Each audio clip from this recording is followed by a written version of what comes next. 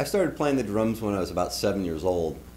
What happened is I was banging on pots and pans, and I had set up these little suitcases with wooden spoons, and I think my parents thought it was time to take me in for lessons. I remember as a kid a lot of early influences. The Monkees were around. I'll never forget when that first album came out. The Beatles' Rubber Soul was a big one. Also, there was, my parents had a lot of Tijuana brass and Herb Alpert.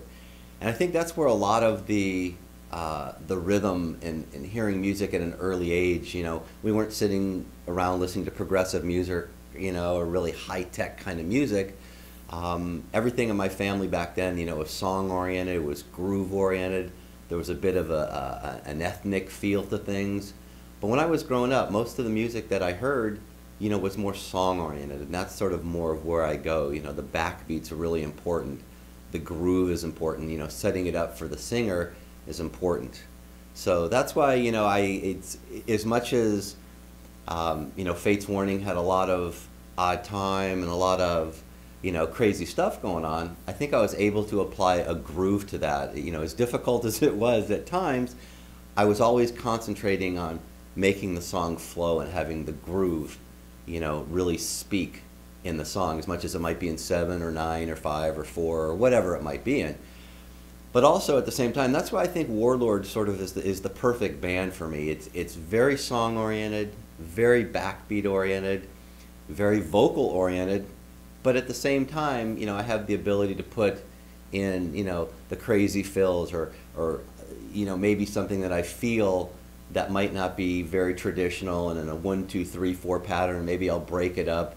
Maybe I'll play over the bar, but I can get away with that in that band. There's a little bit of push and shove where I can take it out a little bit, maybe play things a little bit more crazy than you know, someone ordinarily would.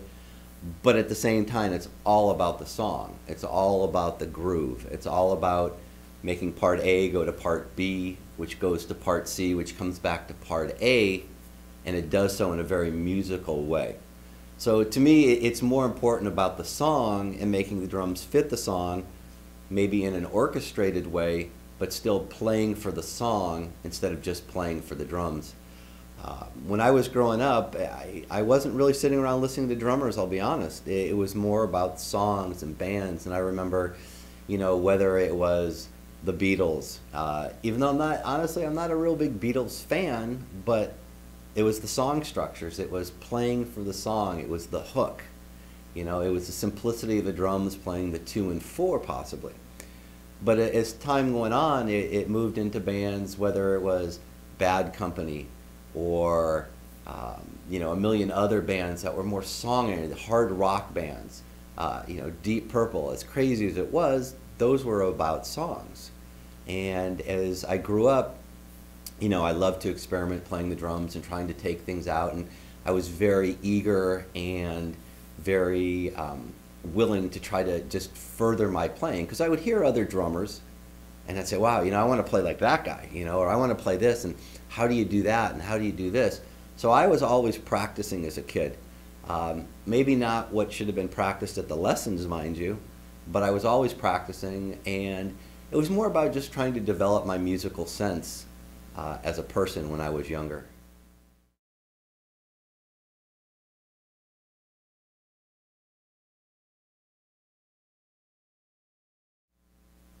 You know, I do get a lot of questions about how I develop my drum parts and, you know, where the unique style comes from, but most of that is just trial and error and practice.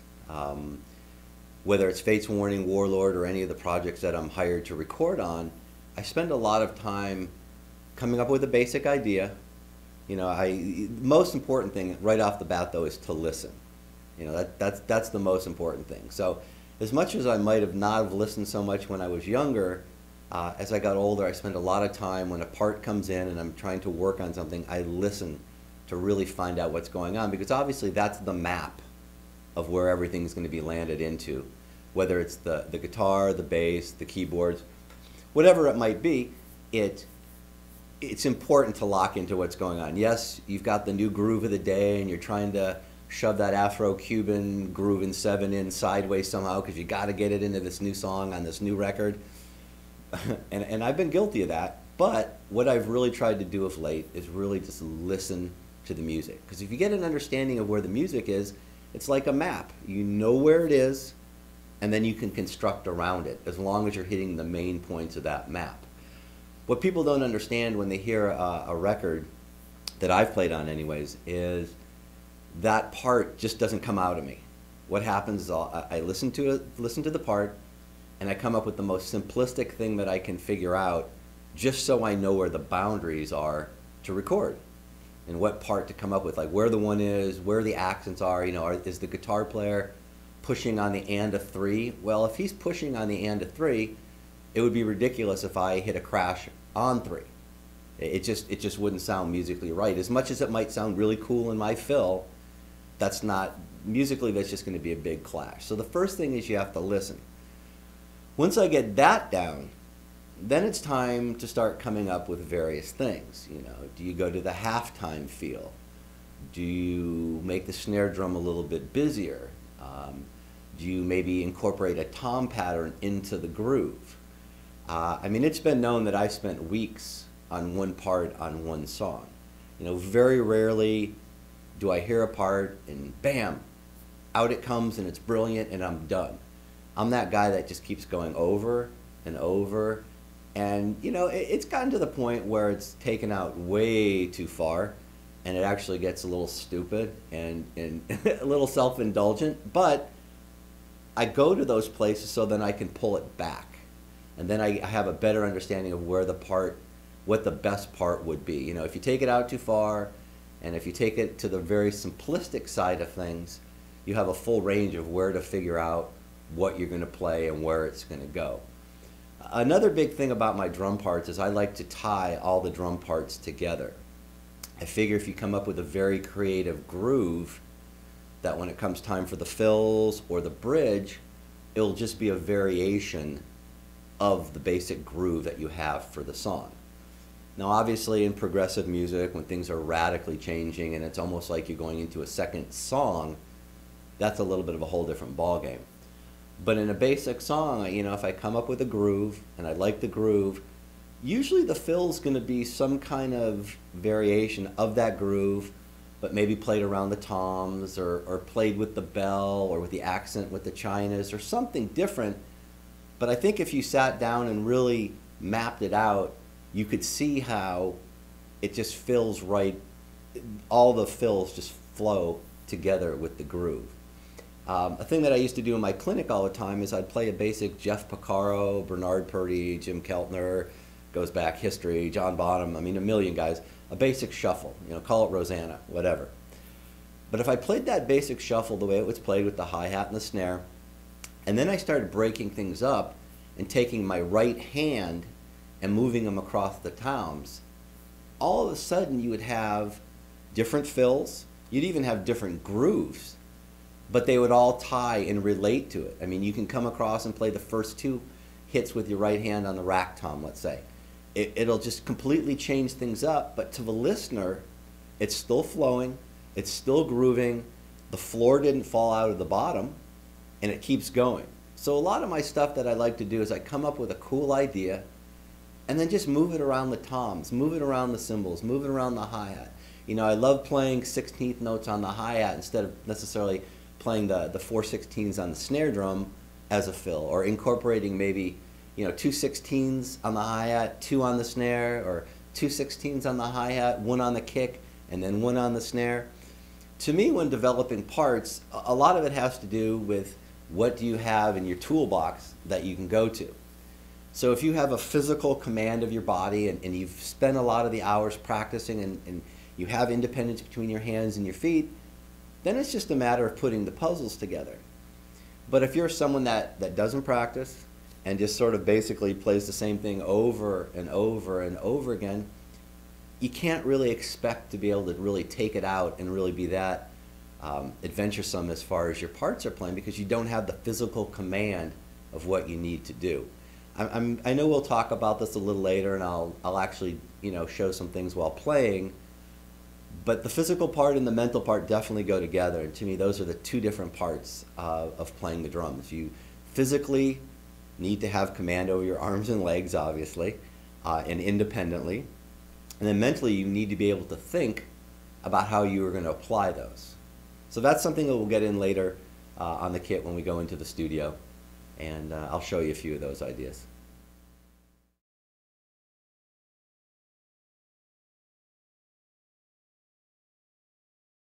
Now this goes to the great debate of technique and feel. And my response basically is, why can't you have both? Some of it's learned, and some of it's God-given, as far as, you either sort of have it or you don't, kind of, that kind of idea. But I think it's important to have both. And, especially if you want to have any kind of longevity, and more important, actually, if you really just want to enjoy playing the drums. The feel thing obviously is just important, because when you're playing, you want to try to relate to an audience. And I think the better the feel, the more they relate to what's going on. I said it in my clinic several times, what's the greatest drum fill of all time? And it's basically four kick drum beats. What starts every Kiss concert, what starts every big rock show, it's 4 quarter notes. And my theory behind that is the fact that everybody can relate to that. It's a heartbeat. It's a constant driving pulse that everybody has. Not everybody figures out, 7/4 playing over the bar. Not everybody figures out, a burst of 64th notes here and there. That's great stuff, and I love it as much as the next guy. But when you're talking about relating to people and really bringing people into what you're doing, the feel is obviously more important. And if someone put a gun to my head, I would have to go with the feel. But taking that into account, I would go with both. And I think that's what I've tried to do as a drummer. The feel thing is a combination of something that's learned, something that you have to be very conscious of, that a lot of people don't, apply to their playing. I spend a lot of time playing with the click and making sure that whether I'm on the click or slightly behind it, that things feel really good. I'm trying to lay it back and just really bring things back to where they feel good. I mean, that's what music's supposed to be, is something that feels good. It's not supposed to feel rushed. It's not supposed to feel like you're pushing, trying to get to the end because you got to go eat dinner and go to bed. It's about making it feel good and sit in the pocket. And it's not always easy, You have to consciously put an effort into doing that. And I think that that's important for drummers these days. And I think a lot of people don't do that. I think a lot of guys are just banging around, and it's sort of that same theory when you start talking about feel versus technique is, when the subject of dynamics comes up. And dynamics isn't just about hitting a smaller crash cymbal, or hitting a smaller tom. Dynamics is a whole different thing, and that really comes into both the feel and the technique. You obviously have to have the technique, to be playing ghost notes. That's you don't come out of the womb playing ghost notes. I mean, that's a learned skill. So there's a lot of drumming that, if you want the feel, if you want the technique, and you want the dynamics just to make you an all-around better player, there's a lot of work that has to be done. There's a lot of practice, and I think there's, when you really sit back and look at it, and I'm not talking about the guys that are popular, and I'm not talking about guys who play in bands and right place, right time, and their bands explode, and that's great, and there's nothing wrong with that. Okay, business is business. You got to put food on the table. You got to feed a family. You got to take care of yourself. There's no judgment there. If I take my hat off to anybody that can make money in the music business. I don't care how you do it. I don't care if it's Justin Bieber or whoever. If you can make money in the music business, I take my hat off to you. Now, that's not going to say that I sit here and I think you're a great artist and I admire what you do and I think you have an amazing talent. That's a whole different story. But anyways, getting back to this, I think the technique versus feel, I think you can have both, and I think you sort of need both. Too much technicality without feel, it's sterile. There's a certain genre of music that people like and that they're into, and that's great. Everybody likes different things, but I think if you really want to be well-rounded and really be able to take your drumming to the next level, you sort of need both.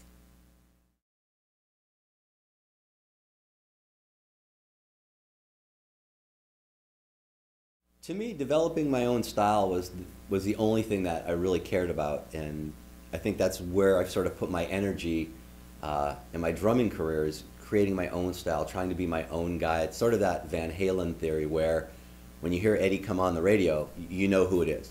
Instantly you know who it is. To me, when I was growing up, that was what a musician was about. That's what a band was about. Honestly, this day and age, though, that actually is a little bit of a curse as well as a blessing. Yes, on one hand, there's the Mark Zonder fans and there's the drummers and the audiences that appreciate my individual style. But at the same time, if I want to be a working drummer, it can pigeonhole me, and people will look and go, oh, you know, he's that guy who played in Fates Warning, and you know, all he does is play an odd time and crazy stuff, and you know, we can't really have a drummer like that. It's sort of a prejudice thing, obviously, but they're thinking, okay, this guy is only one way. So the importance of developing your own style, I think, is very important, and it's something that drove me to, you know, when I, you know, in my career, and it's something that I will always do because it interests me. But sometimes I have to ask myself, you know, is it a curse or is it a blessing? You know, because there's guys, you know, and going back a few years, you know, guys like Hal Blaine that was so busy, you know, playing the drums on everybody's records and soundtracks and everything else. He was very adaptable and he could play to the situation. He was an amazing drummer, or he is an amazing drummer, well-rounded, I mean, can play it all. You know, that might have been a different time and a different era, but he was known as just the guy that could play whatever you needed to be done.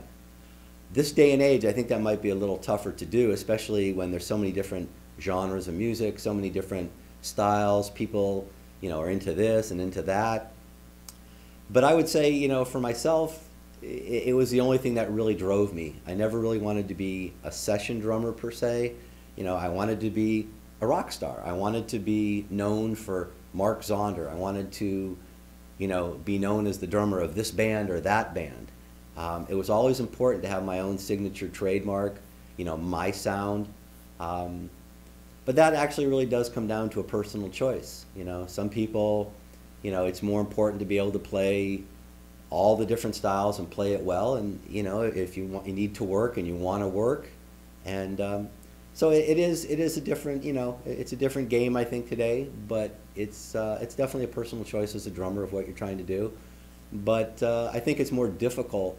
I mean, I've seen it over the last 20 years change completely, and it's very difficult, I think, right now to be either or. So it's a tough choice, but I think it's a personal choice.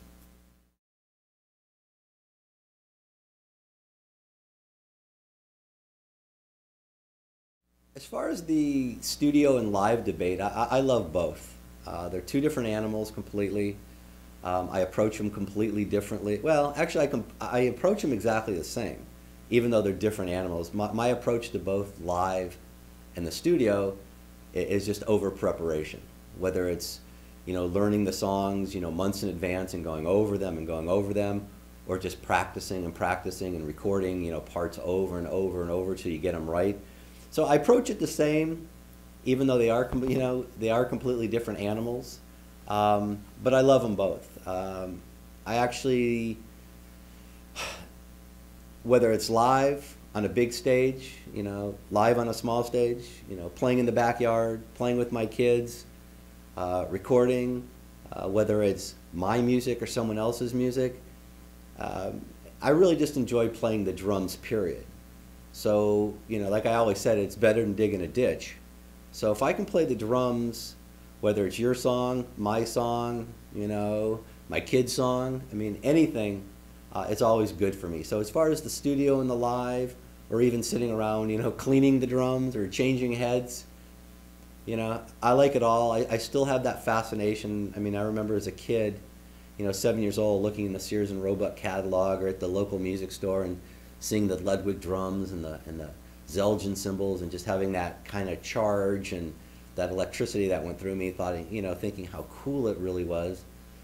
And I'll be honest, I walk in my studio today and yeah, it's a little different because, you know, I have my own studio and all the drums are set up and mic'd up in the recording studio, but I get that same charge.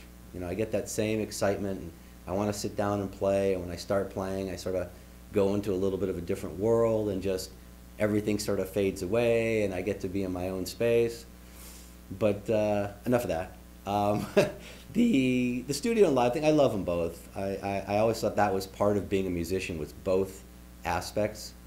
You know, you got to record your music. You want to get your music out. You know, I love being in a studio. I love the environment. You know, I love the toys and the tools. I love the sounds that you get. I love the creative aspect of that. And then live, I like the same thing. You know, live is a twofold thing. I love the response, obviously, from an audience.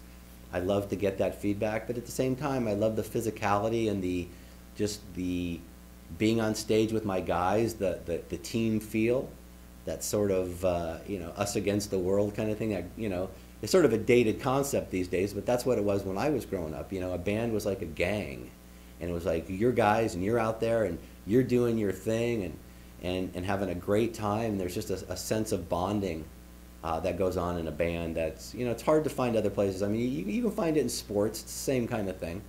But I love them both, and you know, hope to be doing both for a long time to come. But you know, I love all the aspects of playing the drums and the music business.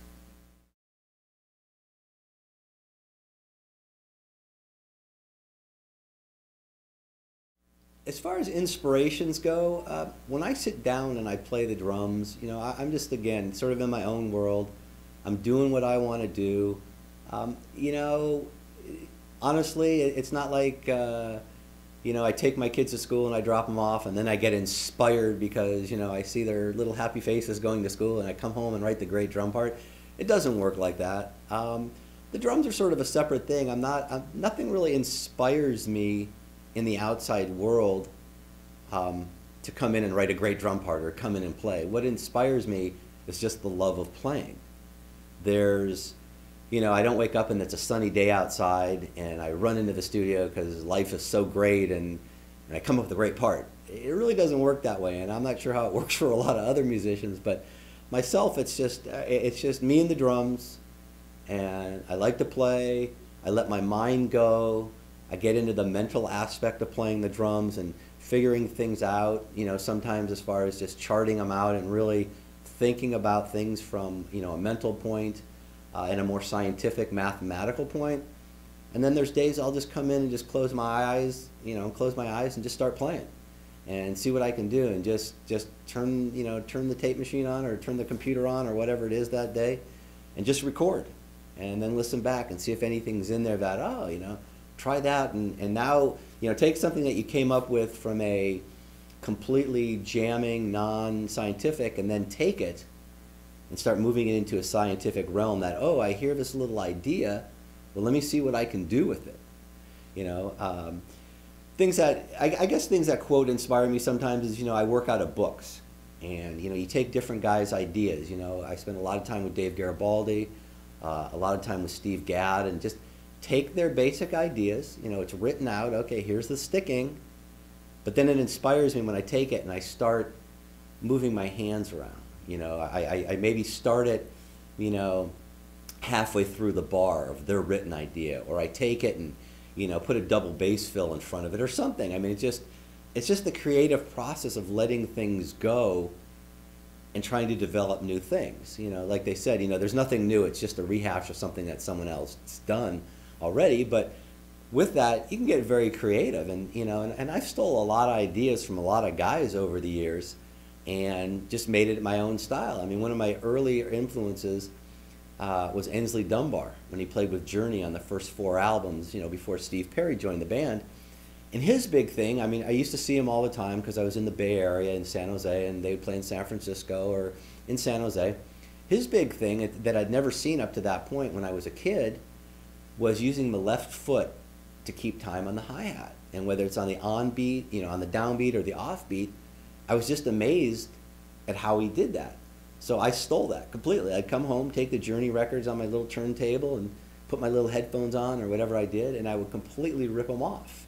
And I stole all those ideas from him. And then what I did is incorporate it, you know, 40 years later or whatever, I'm still doing it. It's just part of my style. It's just use that left foot, you know, nothing sits idle, you know, when I play. It's that left foot's keeping time on the downbeat or the offbeat, and it's creating my sound.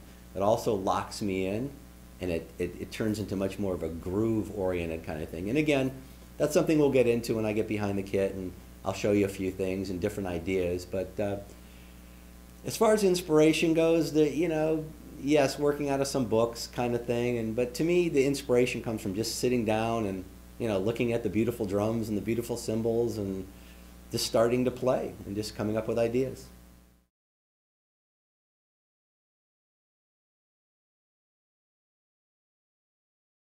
I don't actually listen to a lot of music these days. I mean, new music. What I really listen to is just a lot of the old stuff that I have, 60s, 70s, 80s rock. I just listen to it for the enjoyment of the song, the singers. I'm big into singers. I listen to a lot of Rainbow. I listen to a lot of Deep Purple. For guitar playing, I listen to a lot of Gary Moore. I just listen to music, when I'm working out or that kind of thing, or I'm in the car. Or I'm listening to a lot of the stuff that, that I've done, just to sort of critique it, see what I can do better. But today's music doesn't really do a whole lot for me. I'm more concerned just about advancing my drumming and just advancing as a player. I'm not sure if there's a whole lot out there that I can really go to. I like going, in the past and finding guys that, that I like and sort of stealing their ideas. But as far as listening to music, there's nothing really that's killing me on the radio. I have my favorites. I was lucky enough to be raised and come through an era that had, I think, the greatest rock and roll, of all time.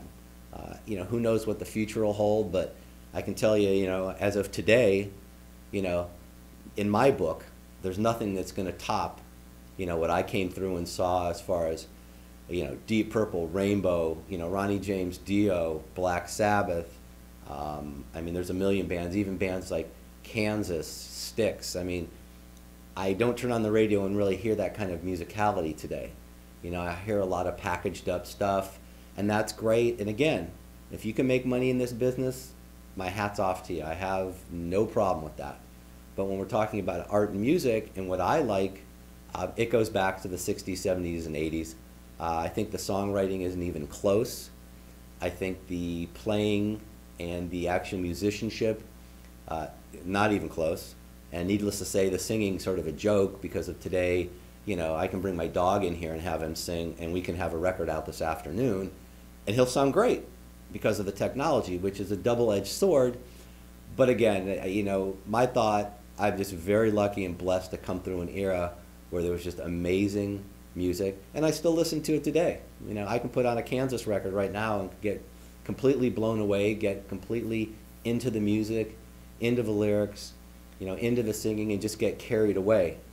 And I think that's very tough to say that about today's music.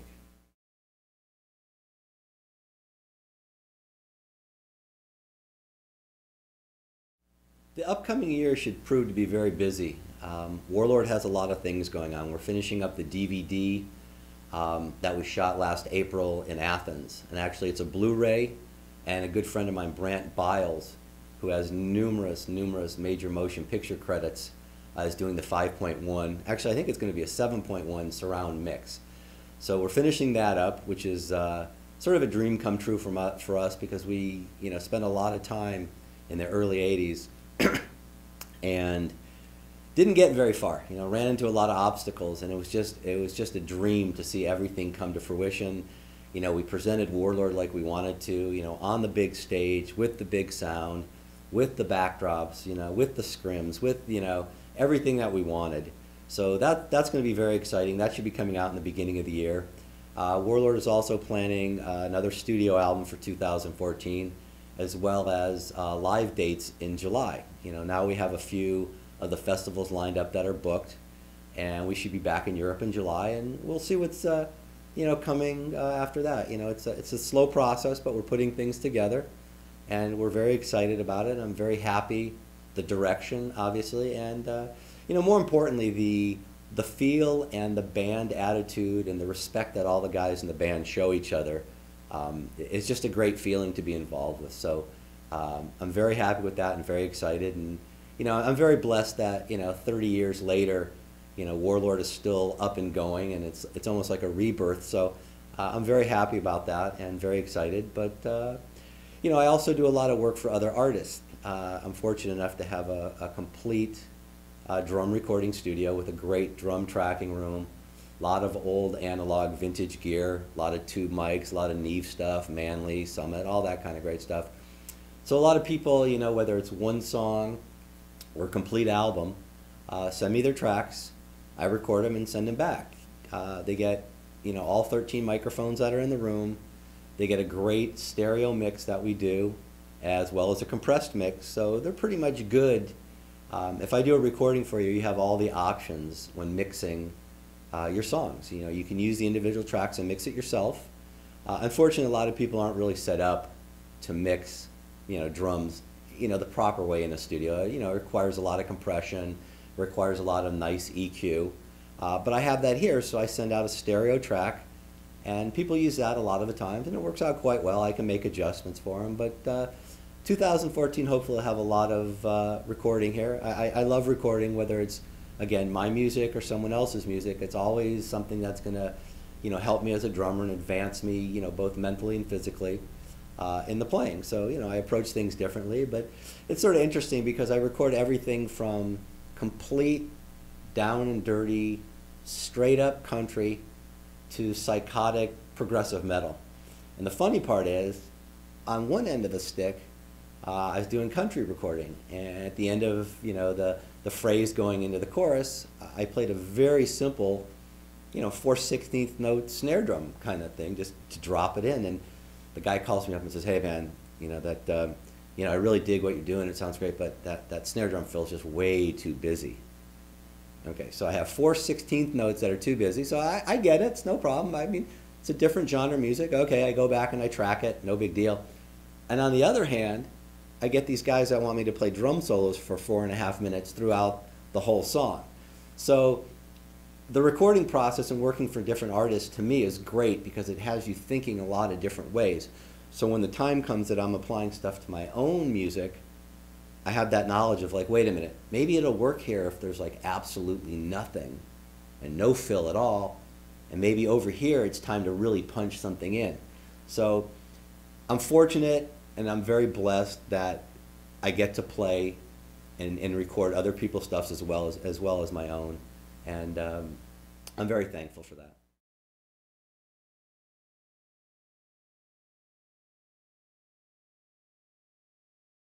The best advice that I can give any drummers or musicians, and actually this is more, I would say this is more of life advice, and it sort of goes over into different things. And what I found are two different things. Number one, you gotta listen, whether it's listening to the music before you're creating your parts, whether it's listening to your bandmates, it doesn't matter. You need to keep your ears open and really take in what's around you before you make decisions on what you're gonna play or and how you're gonna react.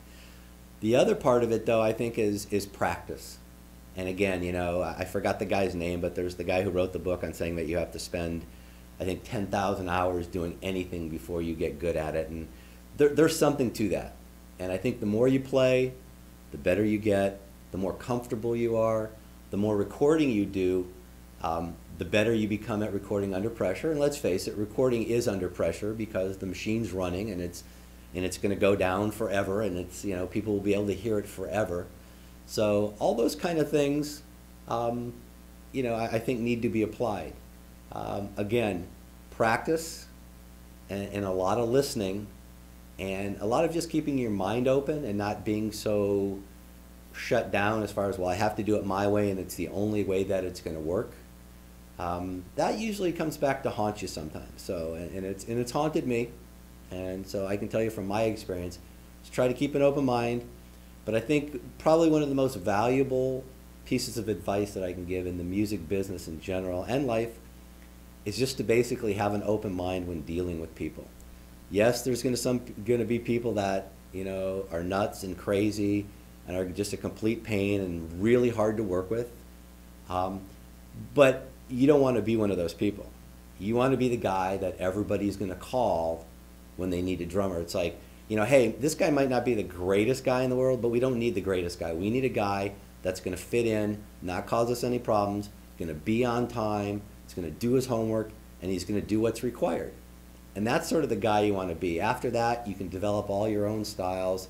You can, you know, do whatever you want to do as far as becoming whatever kind of drummer you want to become. But what I've learned basically is the relationships with people that you have, especially in this business, are very, very, very crucial as this is a very, very small business, and everybody knows everybody.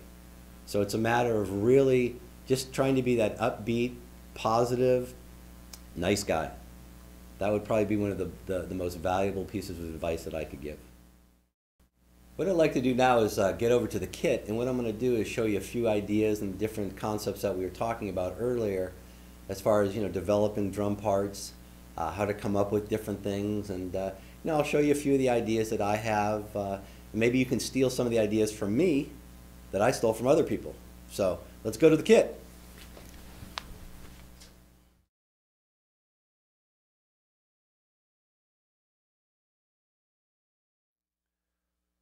Now that I'm behind the kit, what I thought I would do is show you guys some of the concepts and ideas that I use while creating different parts.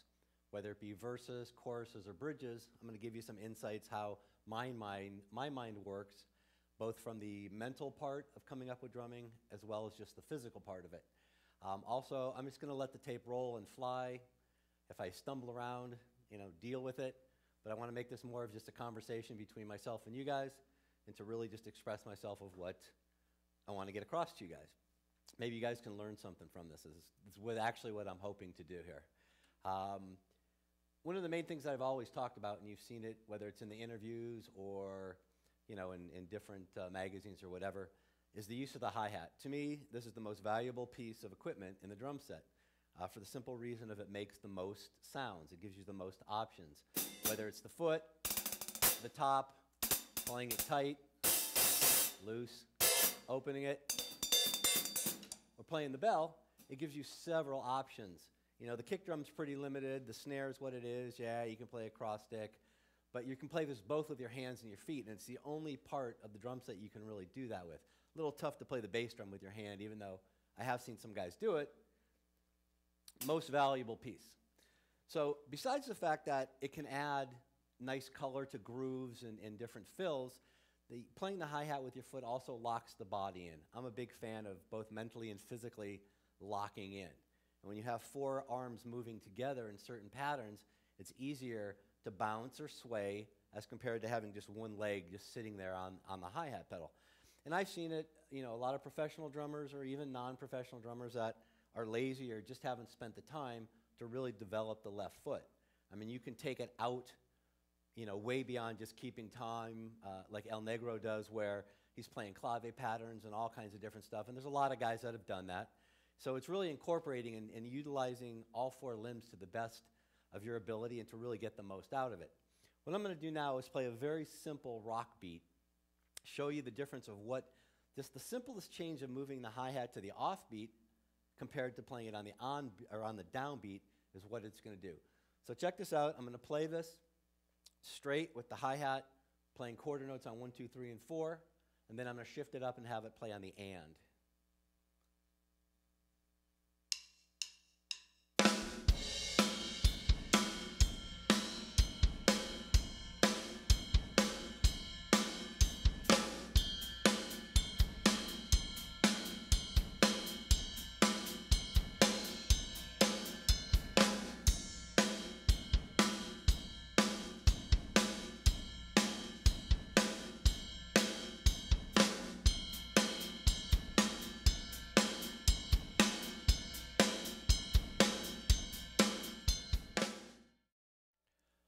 As you can see, same beat, 90%, 99% going on over here.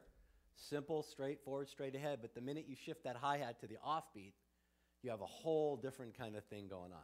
So again, sort of just training your body to be able to do that. And it's a great weapon and a very, very, very valuable little piece that you can pull out any time that just makes things very different. Very cool thing to do. Takes a lot of work, but it's definitely worth it.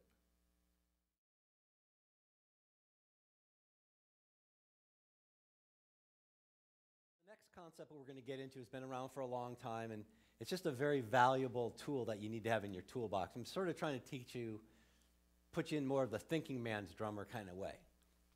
This is commonly just referred to as playing over the bar. I know a lot of people have heard it, but I just want to show you how it works in a groove as well as how it can work in fills. What I'm going to do now is I'm going to play a simple rock groove, play it a little fill at the end where you're expecting the crash of one check out what I do, and then how it comes right back into the beat.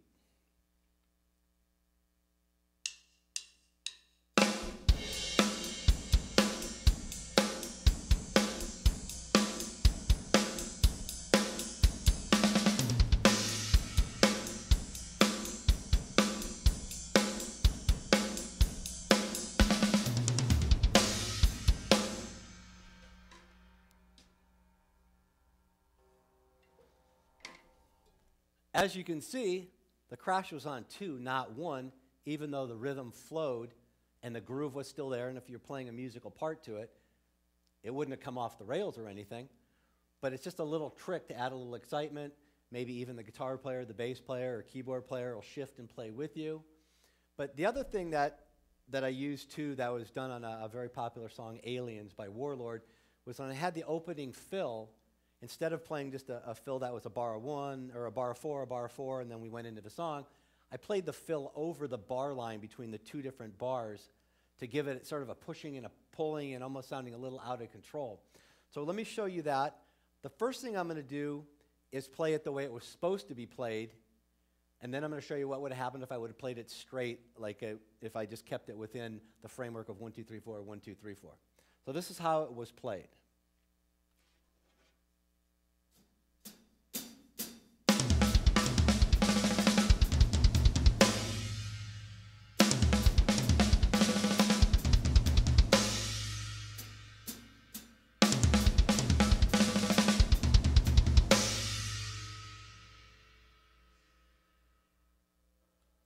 Now, it's technically playing over the bar line, because if I wasn't playing over the bar line, it would be more of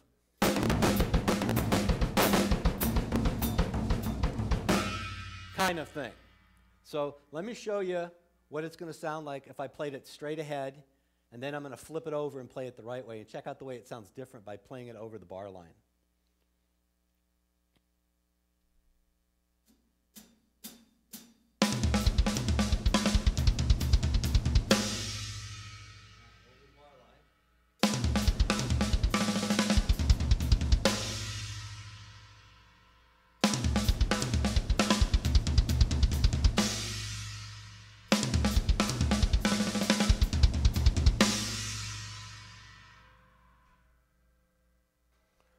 By playing over the bar line, it gives it a little bit more of an offbeat, push and pull kind of feel. So don't be so restricted to be playing within each bar. It's a piece of music, not a bunch of bars just jammed together. So again, try to think a little outside the box, come up with a bunch of stuff, and see what flies.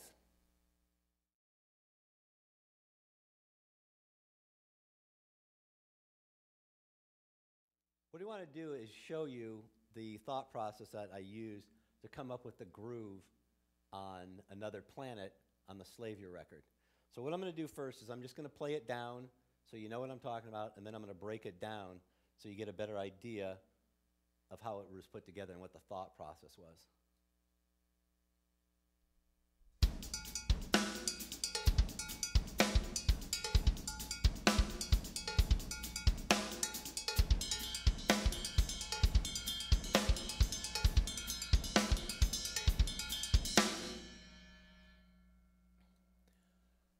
Seems pretty complicated, a lot of sticking going on, but let me explain it and break it down, and I think it'll become a little bit more clear to you. I always loved this pattern that was, but obviously you just can't play that over and over again. So I want to put it into a groove. Broke it down with 16th notes, and I think at this point I really need to let you know that reading is very important. I don't think you need to be a great sight reader. I don't think you need to be able to do the Greg Bissonette while you're playing and turning pages, which is awesome, but I don't think you need to take it that far to really help your playing. If you have a basic concept of note value, you'll know where to put things, you know how many notes you can use, how to come up with fills creatively, which leads me to that conversation of there's 2 sides of it. There's the mental one with what we're doing now is we're breaking it down and actually writing things out, and then there's the physical when you sit down and you start jamming and trying to come up with ideas. But getting back to the mental, I knew that I needed 8 notes before the snare drum came in on the 3. So it's 1 E and a, 2 E and a. Well, here's the 1 E. So I needed 6 notes to fill in before the snare drum came down. So what I decided to do was just play a double paradiddle, which is just, so it would be 1 E and 2 E and 3. So sped up a little, it's just, again, keeping time with the hi-hat. Now the second bar of the phrase, this was the 3, then obviously I had 7 more notes to put together before I got out of the phrase to come back in on the 1 again. So what I decided to do was 1 E and 2 E and bang, right down on the downbeat. Actually, it was 3 E and 4 E and. So when you put it all back together, and I'm going to play it slow, and then I'm going to take it up, and also notice what another important thing that I do a lot of times is take the same basic patterns, but just shift your sound sources around a little bit. I'm going to go from playing the right hand on the top here to the bell, and you'll see what it does and how it changes things around a little bit.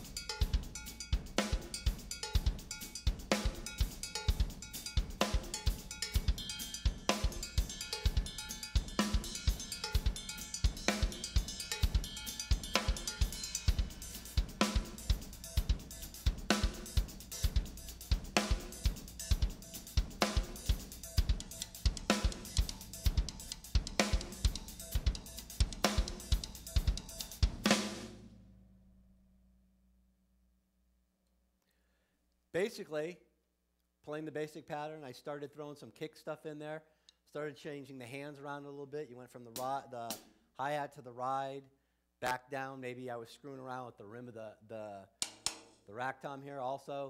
Moved my left hand to the hi-hat. And because I was playing on the downbeat, I was getting little interesting opening and closing that I didn't even plan for. It just came out. So again, a pattern I came up with, just breaking it down and writing it down, and then once I got it, I started moving it around and started playing with it and doing a million different things. And that's really the key, the experimentation factor. There's going to be a lot of things you come up with that are horrible, that you know, you think, hey, this is really cool, but it's not. So once you record it and you listen back, it's just a matter of taking it out and then bringing it back in and really refining what you do. I mean, probably about 99% of whatever you've heard me play is something that I worked on, came up with about 9 different parts, and then brought it back to what I thought fit best. Very rarely do I sit down, play something, do a song, and boom, okay, I'm done. It's always that refining process that really makes, you know, I always thought that's what makes someone individual and special. So I think if you really want to put the time and the energy into it, you'll definitely get something out of it.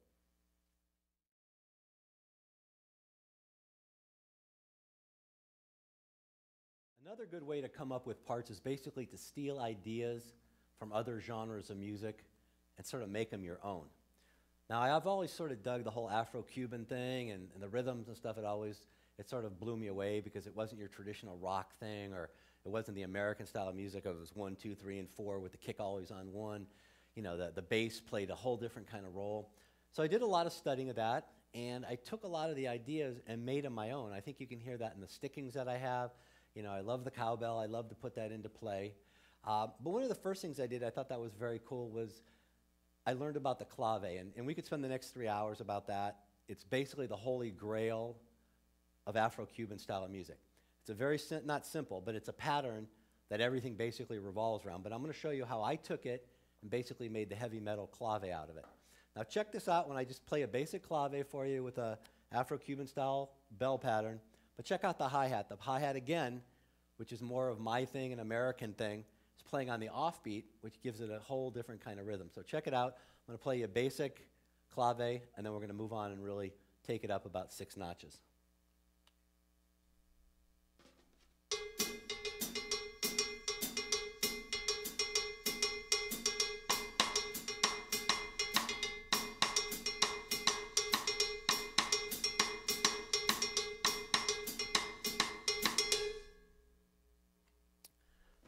So you got the idea.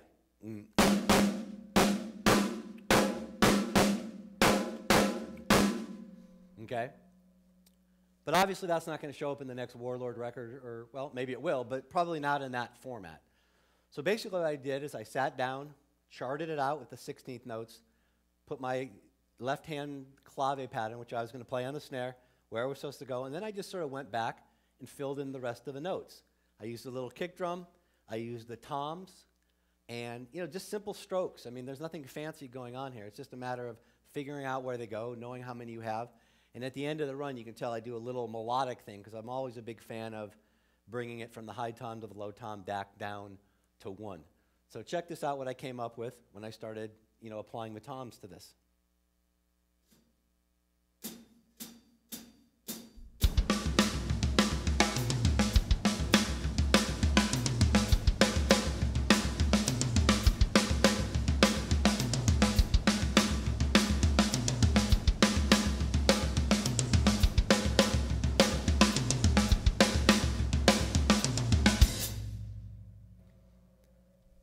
Now, obviously, we're a long way from, okay? It gets better, and we're going to take it up even further. Now, my whole idea was writing verses and choruses and bridges to have common themes that go through them. So the next idea I came up with was on the hi-hat, keeping more of maybe like a verse kind of pattern. What I was going to do is use the kick drum and use a little space in there to come up with a cool pattern for the verse. So check this one out.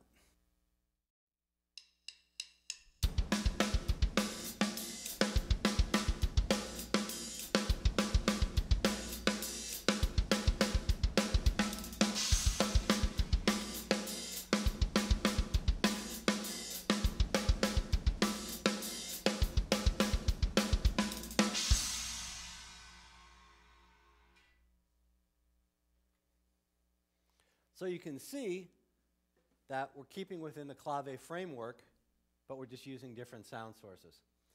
Now the next part's going to get a little crazy, and this is sort of like the finale part of the whole thing. What I decided to do is take my clave where it was going, but then every note underneath was going to be a kick drum, sort of a double bass, even though it's only single kick drum kind of pattern. So this is sort of what I came up with.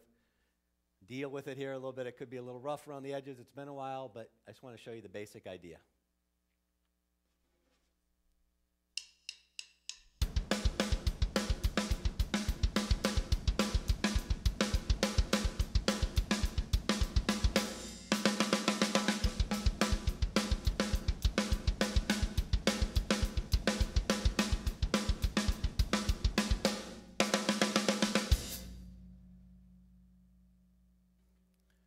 So again, just filling in the bottom with all the kick drum patterns, taking one clave pattern,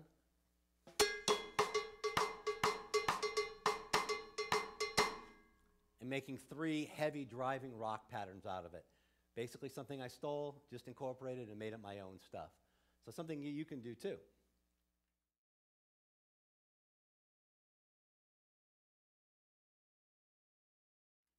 Now this last concept's going to get a little crazy, and we're going to sort of incorporate everything that I've talked to up to this point. We're going to be talking about the hi-hat. We're going to be talking about how to lay down a simple figure, but then take it and start moving your sound sources. So my daughter the other day was just banging out this little pattern. She goes, Daddy, I got this new pattern. And she's basically doing the old, thought it was like really cool and stuff. And it was. But then I started thinking, well, why don't I take that pattern, apply it to the drum set, and make a nice 16 note kind of figure out of it. So what I did was the first 12 notes were 4 groups of 3, and this is obviously a group of 3. So it's, and then I have a simple 4 left, which basically broke down to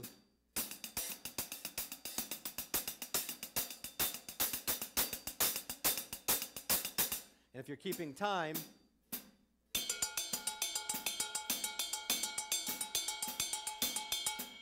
see, that's actually one of those parts right there where you think it's going to sound good, but it really sounds horrible with the bell doing that kind of thing. But you get the idea. 1 E and a 2 E and a 3 E and a 4 E and a. So it's a pretty simple little sticking pattern. Now the trick to it, though, is to be able to put it on the kit in a trippy way and make it sound very cool. I'm going to play the hi-hat on the offbeat, and instead of just going I'm going to start moving my hands around a little bit. So the second group of 3, and here's the first group.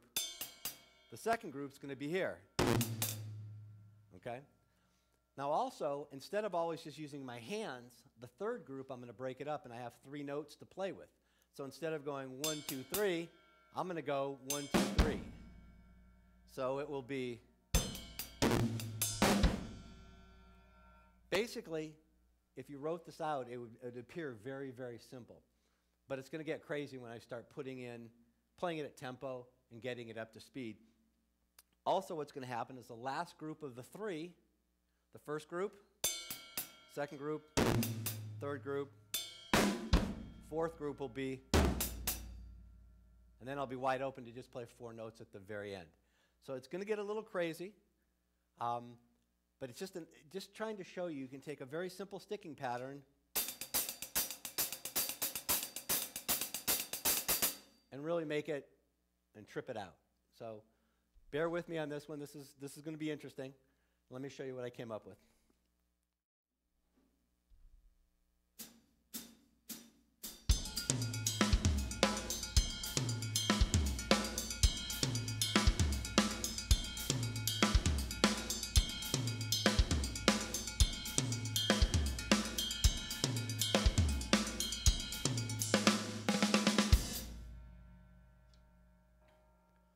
Told you it was going to be a little wacky.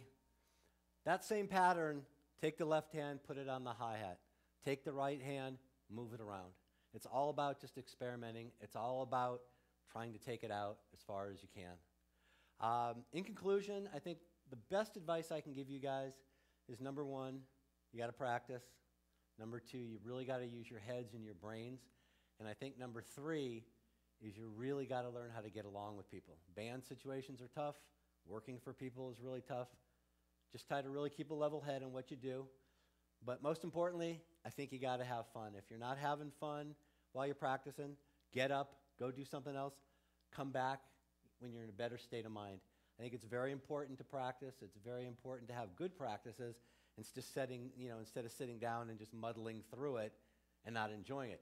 Another thing that I've done, and the last tip that I'll give you for today, if you sit down at the kit and you're playing and for some reason it's just not happening, and we've all had these days where, God, it's like all of a sudden like I'm 9 years old again and I can't play. Instead of sitting there trying to fight through it and prove to myself that I can do it, I'll just pick one simple exercise and just keep doing it over again. Turn it more, instead of the mental part of it, the physical part. Maybe put a click track up at, let's say, 124 beats per minute and just play double bass. Just work on stuff that's very simple, that doesn't require a lot of twisting of the mind, but more of the physical body. And that way, you can get your practice in. It's just as important to practice on the physical side, and you'll just be advancing on a day-to-day basis as a drummer. So I hope you guys learned something, and we'll definitely see you guys on the road with Warlord. Take care.